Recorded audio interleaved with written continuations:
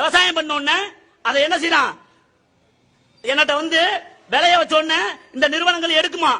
அப்ப எடுக்கும் பொழுது 20 ரூபாய் தான் கொடுக்கும், மிச்ச 10 ரூபாய கொடுக்காது. அந்த 10 ரூபாய் எப்ப கொடுக்குமா தெரியுமா? 90 நாள் கழிச்சு என் பொருள் தரமா அப்படின்னு பார்த்துட்டு கொடுக்குமா. 90 நாள் கழிச்சு நான் விளைய வச்சு கொடுத்த பொருள் தரமான்னு பார்த்துட்டு கொடுக்குமா.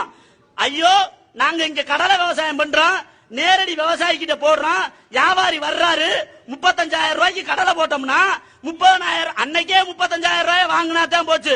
5,000 ரூபாய் அப்புறம் தர்றோம்னா அது சுவாகாதான், ஓமகுண்டத்துல போட்ட மாதிரி. இவரையாவது போகையில வரையில அடுத்த வருஷம் பார்த்து பிடிச்ச அந்த காசை வாங்கிடுவோம் 5,000. அதானி அம்பானிய நாங்க போய் எங்கெல்லாம் வாங்க முடியும்? எங்க வாங்க முடியும் அந்த காசை? சரி, அப்படி பிரச்சனை வருதுன்னா, அந்த ஒப்பந்தத்துல பிரச்சனை வருதுன்னா நாங்க வந்து மாவட்ட ஆட்சியர்கிட்ட தான் போய் மனு கொடுக்க முடியுமா? நேரடியா நீதிமன்றத்தில் வழக்கு தொடுக்க முடியாதான்.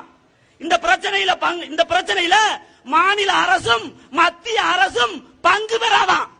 எப்படி பாரு, எனக்கு விவசாயிக்கு நான் போட்ட நிறுவனத்துக்கும் பிரச்சனை வந்தா மாநில அரசும் மத்திய அரசும் அதில் பங்கு பெறாது அப்படிங்குது. நான் வழக்கு தொடுக்க முடியாதுன்னு சொல்லுது இந்த சட்டம். இது ஒன்னே உங்களுக்கு பத்தாதா? இந்த சட்டம் எவ்வளவு பாதகமான சட்டம்னு. நாடும் நாட்டு மக்களுக்குமாக சட்டமும் அமைப்புமா அரசியல்வாதிமா? முதல் தீர்மானம் என்ன சொல்லுது தெரியுமா? இடைத்தரகரே இல்லாம பண்ணிடுவோம் சொல்லுது. எங்க இருந்தா நீங்க இடைத்தரகரை இல்லாம பண்ணுவீங்க? முதல்ல இந்த நாட்டுக்கு தரகரே மோடி தாண்டா. உன்னைய இல்லாம தன்னா தாண்டா இந்த நாடு உருப்படும். இந்த நாட்டுக்கு இடைத்தரகர் மோடி. அதானிக்கு இடைத்தரகர், அம்பானிக்கு இடைத்தரகர், பன்னாட்டு நிறுவனங்களுக்கு இடைத்தரகர் யாரா? மோடி தாண்டா. ஒன்னே காலி பண்ணா தாண்டா இந்த நாட்டு விவசாயிகள் உருப்படியா வாழ முடியும்.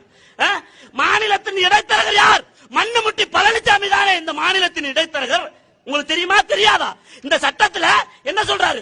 இந்த சட்டம் விவசாயிகளுக்கு நல்லது தானே. ஒன்னு மூதேவி நீயாவது படி, இல்லாட்டி பக்கத்துல இருக்க எம்பி கலெக்டர் பிஏவாவது படிக்க சொல்லியாவது கேளு. ஏன் எங்க உசுரை எடுக்கிற? தமிழனா பிறந்து எங்க அசிங்கப்படுத்துற? நல்லா இருக்குன்னு